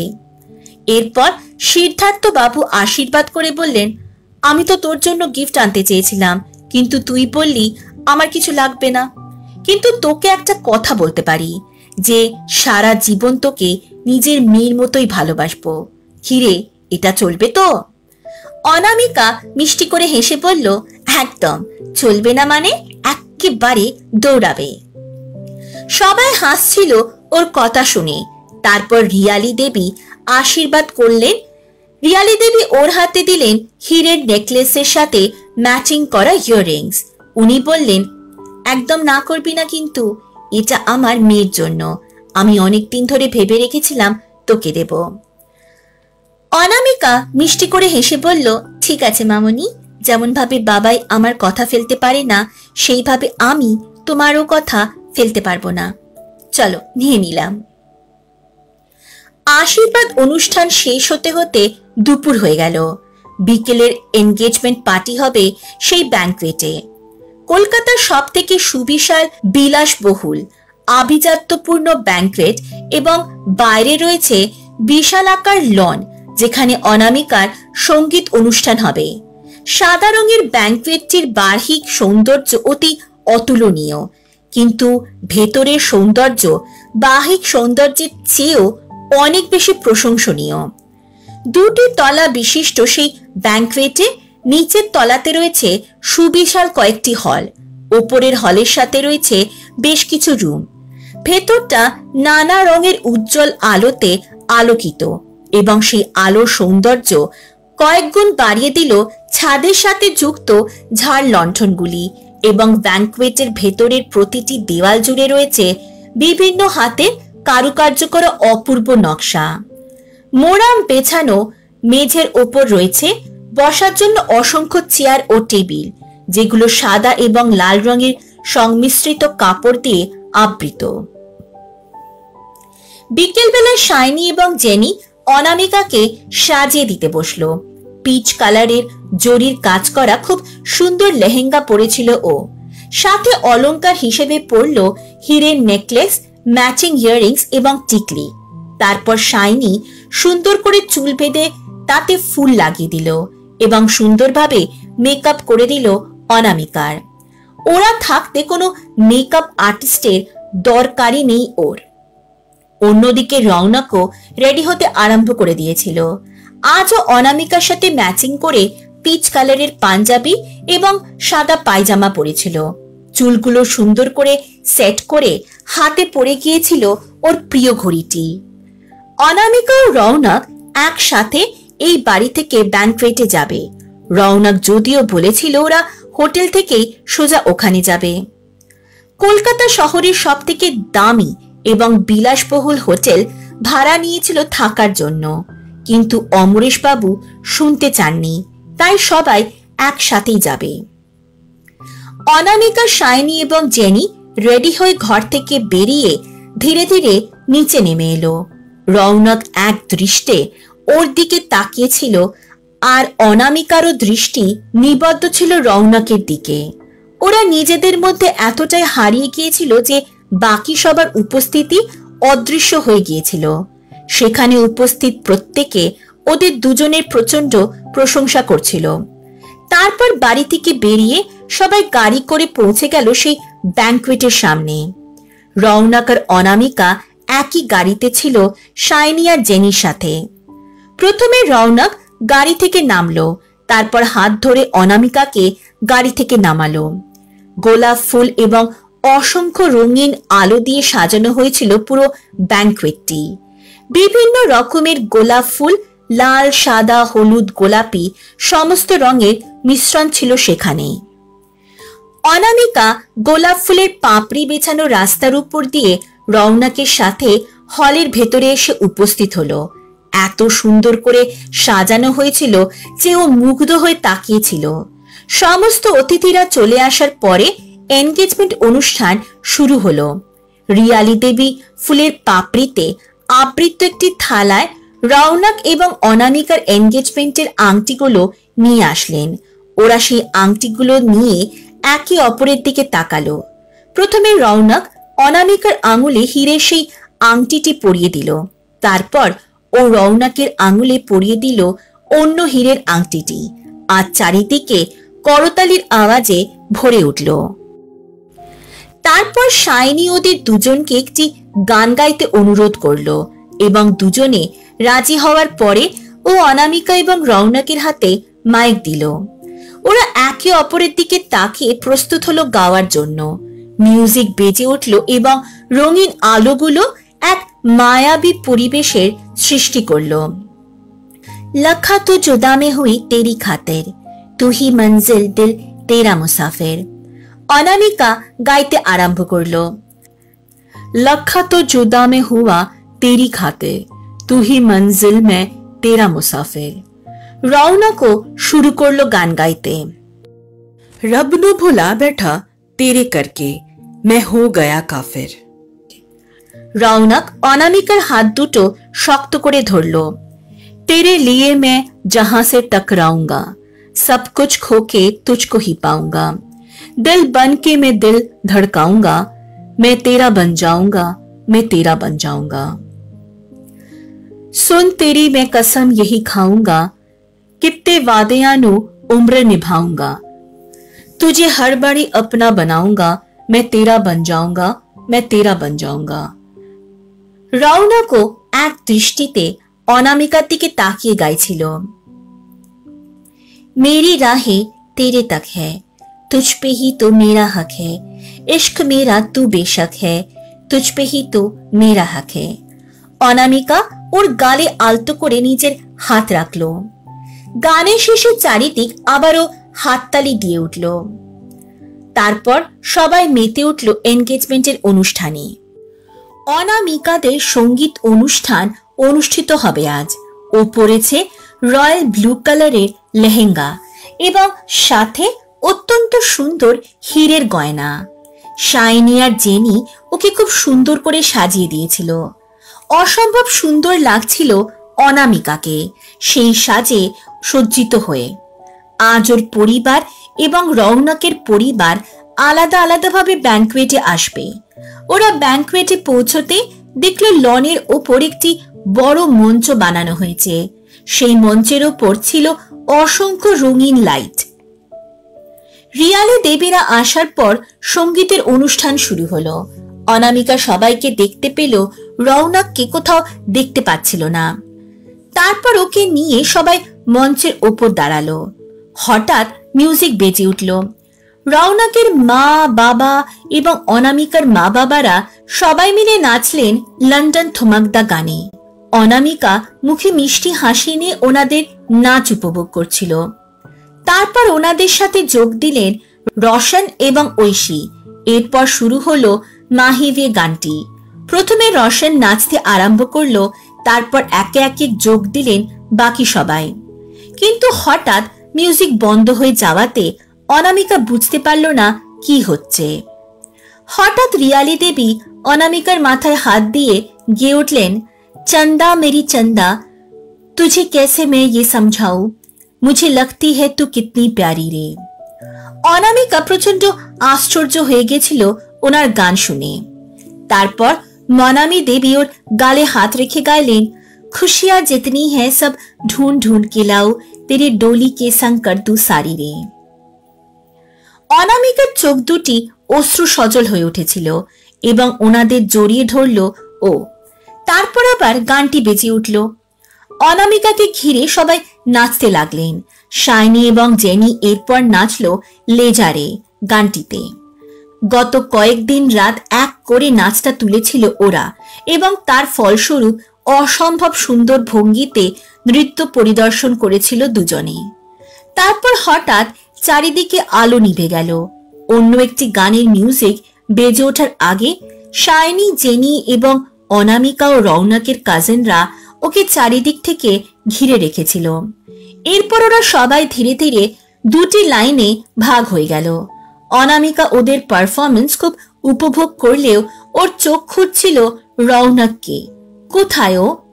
এসব কথা যখন অনামিকা ভাবছিল তখন হঠাৎই রৌনকের কণ্ঠস্বর শুনতে পেল, কব তক জওয়ানি ছুপাওগি রানী। দুই ভাবে বিভক্ত হয়ে লাইনটি সরে যেতে লাগলো একে অপরের থেকে দূরে এবং তার মাঝখান থেকে হেঁটে আসতে লাগলো রৌনক। অনামিকা ওকে দেখে অবাক হয়ে গিয়েছিল। নীল রঙের শেরওয়ানির সাথেও পরেছিল সোনালী কালারের পায়জামা। অসম্ভব সুন্দর লাগছিল ওকে। আর ওর গালে লাগানো ছিল মাইক। জেনি বলেছিল রৌনককে গানগুলি গাইতে, এই স্পেশাল দিনটাকে আরো স্পেশাল করে তোলার জন্য। তাই অনামিকার সামনে এসে আবারও গাইতে আরম্ভ করলো, हाँ कब तक जवानी छुपाओगी रानी, अरे कब तक जवानी छुपाओगी रानी, कवारों को कितना सताओगी रानी, कभी तो किसी की दुल्हनिया बनोगी, मुझसे शादी करोगी, मुझसे शादी करोगी, मुझसे शादी करोगी, मुझसे शादी करोगी। অনামিকার সামনে হাঁটু গেড়ে বসে ওকে একটি গোলাপ ফুল দিল। অনামিকা হেসে সেটা হাতে নিলে আবারও মিউজিক বেজে উঠল। ও সত্যি আশা করেনি রৌনক এত বড় সারপ্রাইজ দেবে। তারপর আবার মিউজিক বেজে উঠল। অন্য একটি গানের মিউজিকে রৌনক আবারও অনামিকার সামনে দাঁড়িয়ে জেনি, শাইনি এর বাকি সবার সাথে নাচতে আরম্ভ করলো। হিরে সেহরা বাঁধ কে মে তো আয়া রে। রৌনক নিজের দিকে ইশারা করলো, হে ইয়া ডোলি বারাত ভি সাথ মে মে তো লায়া রে। ওর পরিবারের সবার দিকে ইশারা করলো। अब तो ना होता है एक रोज इंतजार सोनी, आज नहीं तो कल है तुझको तो बस मेरी होनी रे, तेनू लेके मैं जाऊंगा, दिल दे के मैं जाऊंगा। ওরা সবাই নাচছিল আনন্দে। অনামিকা খুব উপভোগ করছিল ওদের নাচ আর ও নিজেও নাচতে আরম্ভ করলো সবার সাথে। তারপর আবারও আলো নিভে গেল আর স্পটলাইট পড়লো ঠিক ওরা রৌনকের ওপর এবং বেজে উঠল রোমান্টিক মিউজিক। রৌনক অনামিকাকে নিজের দিকে টেনে নিল এবং নিজের একটি হাত দিয়ে অনামিকার হাত ধরল এবং অন্য হাতটি রাখলো অনামিকার কোমরের ওপর আর অনামিকা ওর উপর হাতটি রাখলো রৌনকের কাঁধের উপর। আর ওরা নাচতে লাগলো একে অপরের সাথে অত্যন্ত সুন্দরভাবে। তখন রৌনক ধীরে ধীরে আবার গাইতে আরম্ভ করলো, तेनू लखा तो छुपा के रखा, आखा ते सजा के, तू ए मेरी वफा, रग अपना बना के, मैं तेरी लाई आ, तेरी लाई आ यारा, ना पावे करे दूरिया, तेनू लखा तो छुपा के रखा, अखा ते सजा के ते तू आ मेरी वफा, रग अपना बना के, मैं तेरे लाए आ, तेरे लाई आ यारा, ना पावे करे दूरिया। অনামিকাকে ধীরে ধীরে ছেড়ে দিল আর ওর থেকে একটু দূরে গিয়ে দাঁড়ালো। মে জিনা হা তেরা। হঠাৎই গোলাপ ফুলের বৃষ্টি হতে লাগলো ওদের ওপর। রৌনক আগে থেকেই তার অ্যারেঞ্জমেন্ট করে রেখেছিল সবকিছুর আর অনামিকা ভীষণ অবাক হয়ে গিয়েছিল। তারপর চোখ বন্ধ করে ও সেই ফুলের বৃষ্টি উপভোগ করলো। মে জিনা হা তেরা, তু জিনা হে মেরা। রৌনক অনামিকার সামনে হাঁটু গেড়ে বসে অনামিকার হাতটি নিজের হৃদয়ের উপর রাখলো।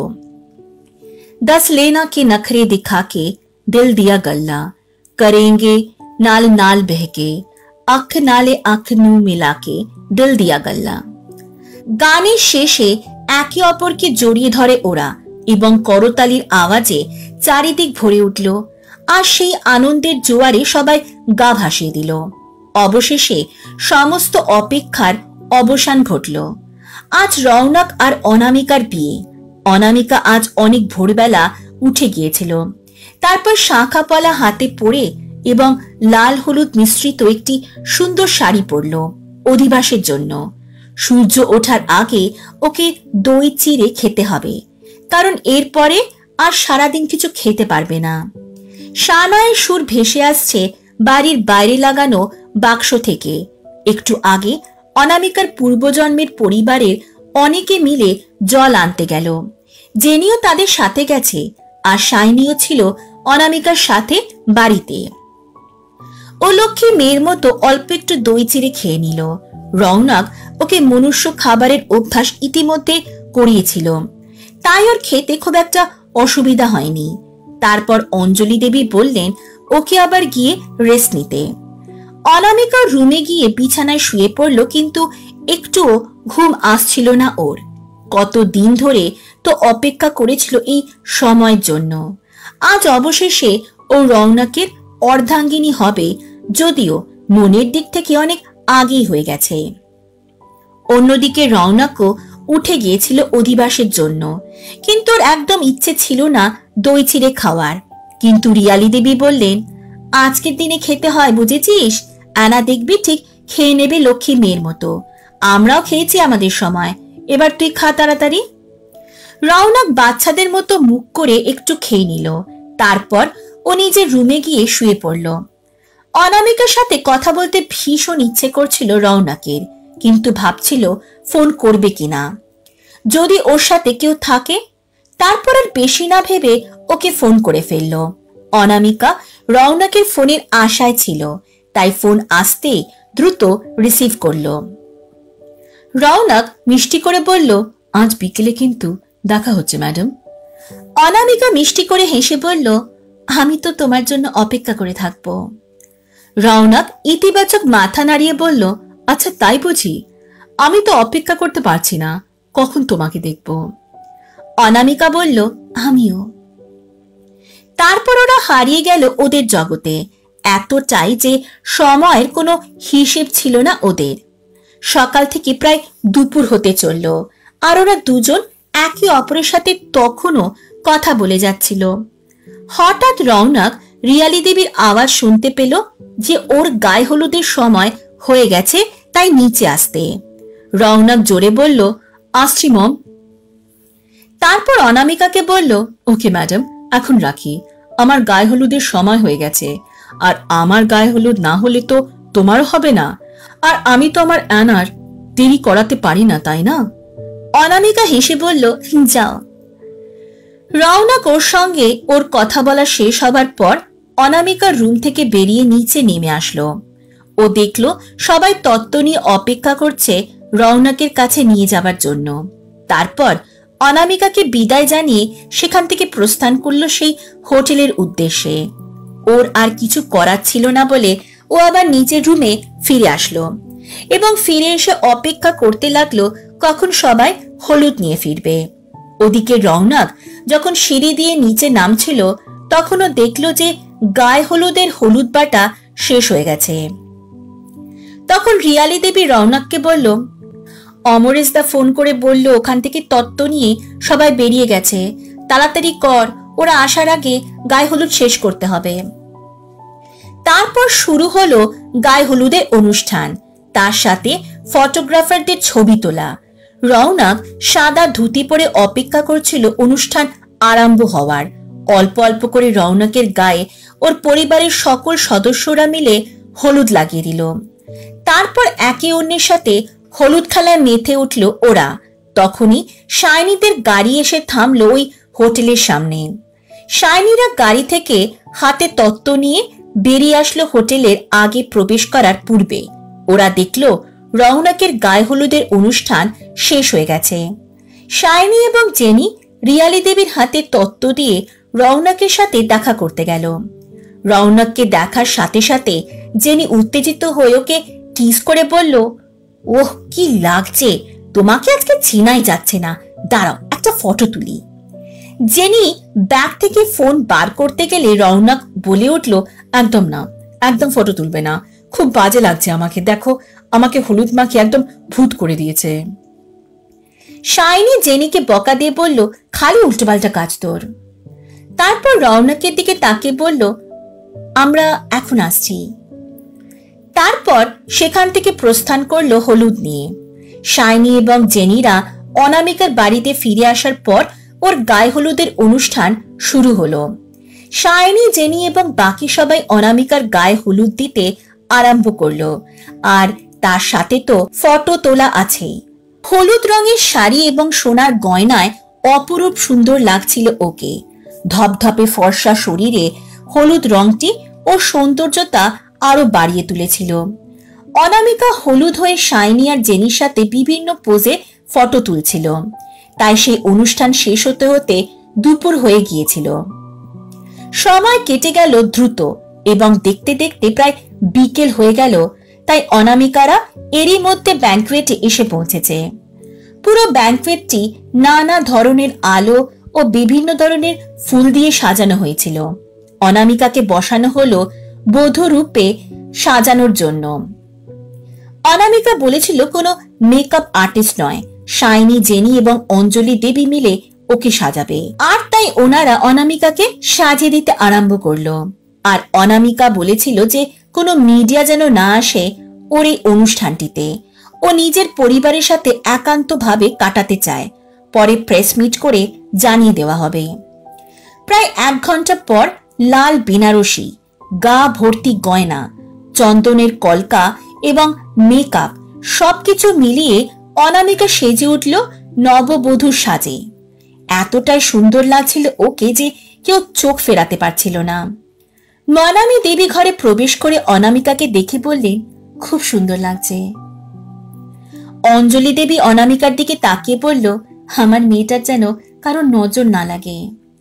তখন জেনি বলল, তোমার জামাই কারো নজর লাগতে দিলে তো? সবাই হেসে উঠল।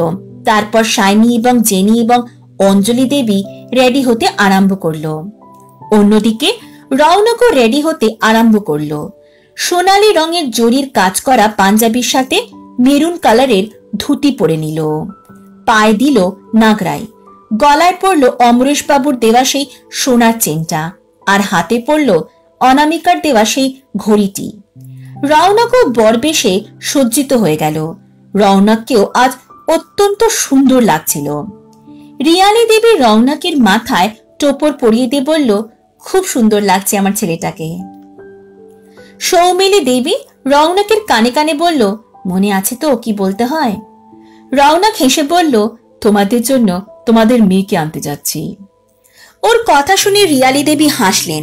তারপরে সবাই উলুধ্বনি দিলে রৌনক ফুলে সাজে সজ্জিত গাড়িতে উঠে বসল। কিছুক্ষণের মধ্যে সেই ব্যাংকুয়েটের সামনে এসে থামলো বড় বড় অনেকগুলি গাড়ি। রৌনক গাড়ি থেকে বেরোতে চারিদিকে রব উঠল, বর এসেছে, বর এসেছে। জেনি অনামিকাকে টিজ করে বলল, যার জন্য অপেক্ষা করছিলি সে চলে এসেছে, তুই বস, আমরা আসছি। অঞ্জলি এবং মনামি দেবী রৌনককে বরণ করে মিষ্টিমুখ করানোর পর ভেতরে প্রবেশ করানোর আগে দেখল জেনি, শাইনি এবং অনামিকার সমস্ত কাজিনরা দরজায় দাঁড়িয়ে রয়েছে। জেনি বলল, আমাদের টাকা না দিয়ে কোথাও যেতে পারবে না। রৌনক হাসলো, তারপর দাদাকে বলল, দা ভাই গাড়ি থেকে চেকটা নিয়ে আয় তো। রোশন চেক নিয়ে আসতে রৌনক তা নিয়ে সই করে ওদের হাতে দিল। জেনি বলল, ব্ল্যাঙ্ক চেক কেন, অ্যামাউন্ট কোথায়? রৌনক হেসে বলল, জায়গাটা তোমাদের জন্য ছেড়ে দিলাম। মনামি দেবী বলল, এরকম ভাবে একটা ব্ল্যাঙ্ক চেক ওদের হাতে দিয়ে দিলে? তখন রৌনক মিষ্টি করে বলল, আমার কাছে অ্যানার চাইতে মূল্যবান কিছুই নেই, আর এ তো সামান্য কিছু অর্থ। তারপর রৌনক সেই হলে প্রবেশ করলো সবার সাথে, যেখানে বিবাহ অনুষ্ঠান হবে। কন্যা সম্প্রদান হওয়ার পর পুরোহিত মশাই বললেন, কন্যাকে নিয়ে আসুন। শাইনি আর জেনি গেল অনামিকাকে আনতে, আর তার সাথে রোশনও গেল। রোশন হেসে বলল, আমার বোনটাকে খুব সুন্দর লাগছে, আর আজকে কিন্তু আমার ভাইটাকে খুব ভালো লাগছে, চলো নিচে। জেনি ইতিবাচক মাথা নাড়িয়ে বলল, হ্যাঁ সত্যি, আর দুজনকে অসম্ভব সুন্দর লাগছে। অনামিকা হেসে বলল, হ্যাঁ চলো। আর দা ভাই, জেনি, শাইনি, তোদের প্ল্যানটা মনে আছে তো? রোশন হেসে মাথা নাড়ালো। তারপর অনামিকার সাথে সেই রুম থেকে বেরিয়ে আসলো ওরা। অনামিকা সিঁড়ির ওপর দাঁড়িয়েছিল এবং পান পাতা দিয়ে মুখ ঢাকা ছিল। তখনই শাইনির হাতে মাইক ছিল। তারপর ওর হাত থেকে মাইক নিয়ে অনামিকা বলল, মিস্টার রৌনক রয়, আপনি কি ভাবেন আপনি একাই সারপ্রাইজ দিতে পারেন? এবার আমার সারপ্রাইজটা দেখুন তো কেমন লাগে। তারপর হলের সমস্ত আলো নিভে গেল সঙ্গীত শুরু হওয়ার আগে। মুন্ডা থোড়া অফ বিট হ্যায়, স্পটলাইট পড়লো শাইনির ওপর। पर कुड़िया दे नाल बहुत स्वीट है। তারপর স্পটলাইট পড়লো জেনির ওপর। সব শেষে স্পটলাইট পড়লো অনামিকার ওপর। মুন্ডা गोरा ऑफ बीट है, पर कुड़िए दे नाल बहुत स्वीट है। ढोंगी सा ये बड़ा ढीठ है, वायरल हो गया ये ट्वीट है। অনামিকার মুখটি পান পাতা দিয়ে ঢাকা থাকলেও ও খুব সুন্দরভাবে নাচছিল এবং সবাই তা উপভোগ করছিল। पर फूल फूल करने में कूल, तू बड़ी तेज कटारी है, शगन तेरी की लगन तेरी की, हमने कर दी तैयारी है। रोशनो जोग दिलो ओदेर नाचेर साथे। नच देने सारे रल मिल के, आज हिल दुल के, ले सारे के सारे नजारे। অনামিকা ধীরে ধীরে সিঁড়ি দিয়ে নিচে নামতে লাগলো। মুন্ডে প্লেন্টি মেরি লে হো গই সেন্টি। অল্প করে পান পাতা নামিয়ে রৌনকের মুখের দিকে তাকিয়ে অনামিকা চোখ টিপল। রৌনক স্বপ্নেও কল্পনা করতে পারেনি অনামিকা এমন কিছু করবে, আর এবার ওরও লজ্জা লাগছিল। তেরে লিয়ে মে সেট হু ইস বাত কি গ্যারেন্টি। অনামিকা চোখের সাহায্যে রৌনককে বোঝানোর চেষ্টা করছিল যে ও একমাত্র ওর, আর রৌনক হাঁ করে তাকিয়েছিল ওর দিকে। রওশন ওর কাঁধ দিয়ে রৌনকের কাঁধে হালকা করে ধাক্কা মেরে বলল, এভাবে তাকিয়ে না থেকে যা, আনাকে নিয়ে আয়। पर फूल वूल करने में कूल, तू बड़ी तेज कटारी है, सहरा बांध तुझे कूद फांद, तुझे ले जाना इस बारी है। ও অনামিকার সামনে গেল। তারপর হাঁটু গেড়ে বসে অনামিকার সামনে নিজের হাতটি রাখলো। অনামিকা ওর হাত ধরে প্রবেশ করলো বিয়ের মণ্ডপে। সবাই সঙ্গীতের তালে তালে নাচছিল। এমন ওরা দুজনেও নাচতে নাচতে বিয়ের মণ্ডপে প্রবেশ করলো। অনামিকা এসে পিঁড়িতে বসলো। তারপর রোশনরা সেই পিঁড়ি তুলতে যাওয়ার আগে রোশন যেহেতু অনামিকাকে বোনের মতো ভালোবাসে তাই ওর পিঁড়ি ধরেছিল। অনামিকা সবাইকে দেখতে পেল, রিয়ালি দেবীকে দেখতে পেল না। এদিক ওদিক তাকিয়ে বলল, মামুনি কোথায়? সিদ্ধার্থ বাবু বললেন, মায়ের ছেলেদের বিয়ে দেখতে নেই তো, তাই হয়তো অন্য কোথাও গিয়ে বসে আছে। তারপর অনামিকা হঠাৎ বলে উঠল, রোশনদা, পিঁড়ি নামা এক্ষুনি। রোশন ইতিবাচক মাথা নাড়িয়ে পিঁড়ি নামালে অনামিকা উঠে দাঁড়ালো। মনামি দেবী ওকে দেখে বললেন, এ কি করছিস, উঠছিস কেন? অনামিকা ওনার দিকে তাকিয়ে বলল, আমার আরেক মাকে আনতে যাচ্ছি। এই বলে অনামিকা বিয়ের মণ্ডপ থেকে বেরিয়ে রিয়ালি দেবীর কাছে গেল। রিয়ালি দেবী ওর দিকে তাকিয়ে বিস্ফোরিত চোখে বলল, তুই এখানে কি করছিস? তখন অনামিকা বলল, তোমাকে নিয়ে যেতে এসেছি। রিয়ালি দেবী বললেন, মায়েদের ছেলের বিয়ে দেখতে নেই, জানিস না? অনামিকা মিষ্টি করে বলল, তোমাকে ছেলের বিয়ে দেখতে কে বলেছে? তুমি তোমার মেয়ের বিয়ে দেখবে, চলো তাড়াতাড়ি। রিয়ালি দেবী মিষ্টি করে হেসে বললেন, আচ্ছা, আর আজ কিন্তু আমার মেয়েকে খুব সুন্দর লাগছে। অনামিকা মিষ্টি করে হেসে বলল, একদম, তোমার মেয়ে বলে কথা, সুন্দর কেন লাগবে না, এবার চলো। তারপর রিয়ালি দেবীর হাত ধরে টানতে টানতে বিয়ের মণ্ডপে নিয়ে আসলো। তারপর শুরু হলো বিবাহ অনুষ্ঠান। অনামিকাকে পিঁড়ি করে রৌনকের চারদিকে ঘোরানো হলো। তারপর পান পাতা সরিয়ে অনামিকা তাকালো ওর দিকে, আর রৌনক মুগ্ধ নয়নে তাকিয়েছিল অনামিকার দিকে। তারপর মালা বদল। অনামিকাকে পিঁড়ি ধরে সবাই ওপরে তুলে দিচ্ছিল বলে রৌনক মালা পরতেই পারছিল না, কিন্তু শেষমেশ পরিয়ে দিতে পারল। তারপর হলো 7 পাক, যেখানে রৌনক অনামিকার হাত ধরে ঘুরেছিল অগ্নিকে সাক্ষী রেখে। তারপর হলো খৈদান, এবং সব শেষে রৌনক অনামিকার সিঁথি রাঙিয়ে দিল সিঁদুরের রঙে।